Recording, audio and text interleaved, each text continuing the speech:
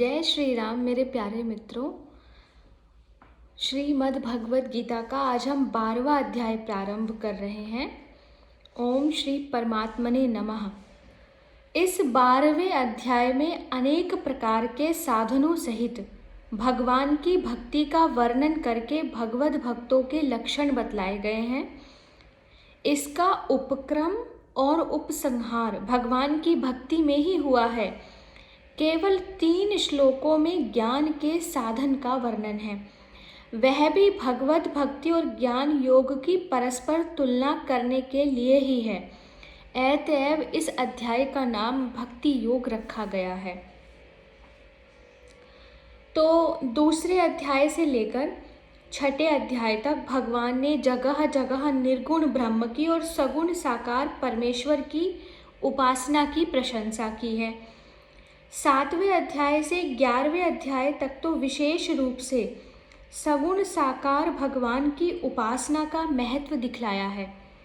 इसी के साथ 5वें अध्याय में 17वें से 26वें श्लोक तक, 6ठे अध्याय में 24वें से 29वें तक, 8वें अध्याय में 11वें से 13वें तक तथा इसके सिवा और भी कितनी ही जगह निर्गुण निराकार की उपासना का महत्व दिखलाया है। आखिर 11वें अध्याय के अंत में सगुण साकार भगवान की अनन्य भक्ति का फल भगवत प्राप्ति बतलाकर मत कर्म कृत से आरंभ होने वाले इस अंतिम श्लोक में सगुण साकार स्वरूप भगवान के भक्त की विशेष रूप से बड़ाई की है। मत कर्म कृत, मेरे ही लिए संपूर्ण कर्तव्य कर्मों को करने वाला। तो इस पर अर्जुन के मन में यह जिज्ञासा हुई कि निर्गुण निराकार ब्रह्म की और सगुण साकार भगवान की उपासना करने वाले दोनों प्रकार के उपासकों में उत्तम उपासक कौन है। इसी जिज्ञासा के अनुसार अर्जुन पूछ रहे हैं। अर्जुन उवाच एवं सतत युक्ता ये भक्तास्तवां पर्युपासते ये चाप्यक्षरमव्यक्तं तेषां के योगवित्तमः। इसका अर्थ है, अर्जुन बोले, जो अनन्य प्रेमी भक्त जन पूर्वोक्त प्रकार से निरंतर आपके भजन ध्यान में लगे रहकर आप सगुण रूप परमेश्वर को और दूसरे जो केवल अविनाशी सच्चिदानंद घन निराकार ब्रह्म को ही अति श्रेष्ठ भाव से भजते हैं, उन दोनों प्रकार के उपासकों में अति उत्तम योगवेत्ता कौन है। प्रश्न है, एवं पद का क्या अभिप्राय है। उत्तर है, एवं पद से अर्जुन ने पिछले अध्याय के 55वें श्लोक में बतलाए हुए अनन्य भक्ति के प्रकार का निर्देश दिया है। दूसरा प्रश्न है, त्वाम पद यहाँ किसका वाचक है और निरंतर भजन ध्यान में लगे रहकर उसकी श्रेष्ठ उपासना करना क्या है। इसका उत्तर है, त्वाम पद यद्यपि यहाँ भगवान श्री कृष्ण का वाचक है, आप सगुण रूप परमेश्वर को, तथापि भिन्न भिन्न अवतारों में भगवान ने जितने सगुण रूप धारण किए हैं एवं दिव्य धाम में जो भगवान का सगुण रूप विराजमान है, जिसे अपनी अपनी मान्यता के अनुसार लोग अनेकों रूपों और नामों से बतलाते हैं, यहाँ त्वाम पद को उन सभी का वाचक मानना चाहिए, क्योंकि वे सभी भगवान श्री कृष्ण से अभिन्न हैं, श्री कृष्ण का ही रूप है। उन सगुण भगवान का निरंतर चिंतन करते हुए परम श्रद्धा और प्रेम पूर्वक निष्काम भाव से जो समस्त इंद्रियों को उनकी सेवा में लगा देना है, यही निरंतर भजन ध्यान में लगे रहकर उनकी श्रेष्ठ उपासना करना है।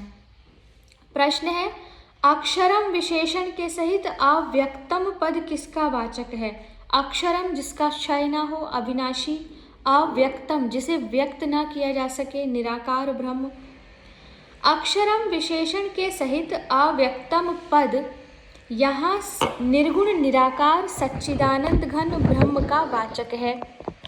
यद्यपि जीवात्मा को भी अक्षर और अव्यक्त कहा जा सकता है, पर अर्जुन के प्रश्न का अभिप्राय उसकी उपासना से नहीं है, क्योंकि उसके उपासक का गुण भगवान के उपासक से उत्तम होना संभव नहीं, जो आत्मा की उपासना करे। और पूर्व प्रसंग में कहीं उसकी उपासना का भगवान ने विधान भी नहीं किया। प्रश्न है कि उन दोनों प्रकार के उपासकों में उत्तम योगवेत्ता कौन है? इस वाक्य का क्या भाव है? इस वाक्य से अर्जुन ने यह पूछा है कि यद्यपि उपयुक्त प्रकार से उपासना करने वाले दोनों ही श्रेष्ठ हैं, इसमें कोई संदेह नहीं, तथापि उन दोनों की परस्पर तुलना करने पर दोनों प्रकार के उपासकों में से कौन सा उत्तम है, यह बतलाइए। एक तो है कि जो अनन्य प्रेमी है और निरंतर आपके भजन ध्यान में लगा रहता है, सगुण रूप को मानता है। दूसरा केवल अविनाशी सच्चिदानंद घन निराकार ब्रह्म को मानता है। तो दोनों में कौन सा सर्वश्रेष्ठ है? इस प्रकार अर्जुन के प्रश्न पूछने पर उसके उत्तर में भगवान सगुण साकार के उपासकों को उत्तम बतलाते हैं। श्री भगवान वाच, श्लोक संख्या 2, मय्यावेश्य मनो ये मां नित्ययुक्ता उपासते श्रद्धया पर्योपेतास्ते मे युक्ततमा मतः। मयि आवेश्य मनः ये मां नित्ययुक्तः उपासते श्रद्धया परया उपेतः ते मे युक्ततमा मतः।